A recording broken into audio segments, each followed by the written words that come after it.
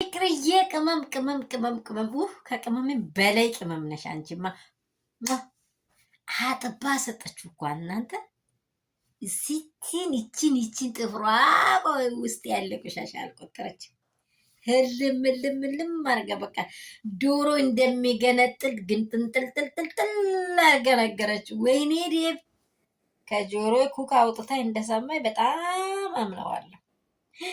ኧረ መዋረድ፣ ኧረ መዋረድ፣ ኧረ መዋረድ፣ ኧረ መዋረድ።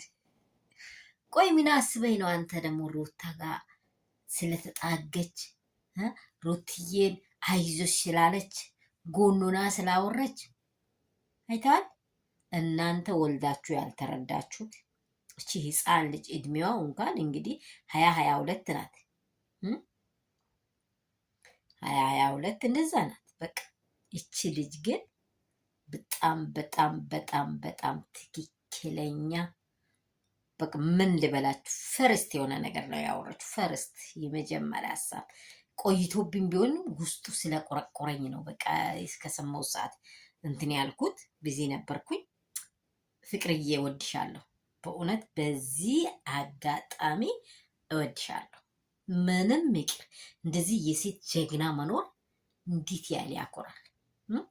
አብርሃም እንግዲህ የመጀመሪያ ፍቅረኛዋ መሆኑን ለፍቅር እናውቀዋለን። ህልም ማርጋ ነው ያሰጠችው። ህልም ማርጋ እኔ እንጃ።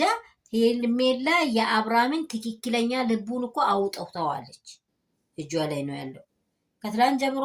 ትላንት ራሱ ስለ ልጇ ሲወራ እኮ እሱ እጇን እያሻት ነበር። እኔ አፈርኩኝ። እጇን እያሻት ነበር።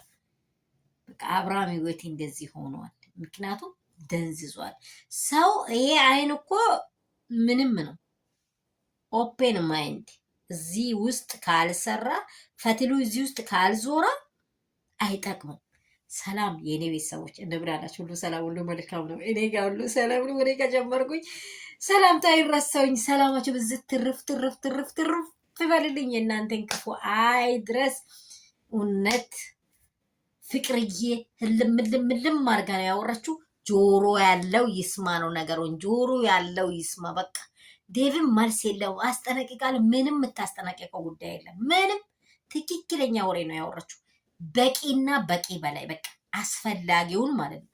አብርሃምን እንደዚህ አድርጋችሁ አስራችሁ እንደው የተኛው መድኃኒት ቤት ወስዳችሁ ከሱ ልብ ውስጥ ያለውን ነገር ውልቅ አርጎ አውጡት።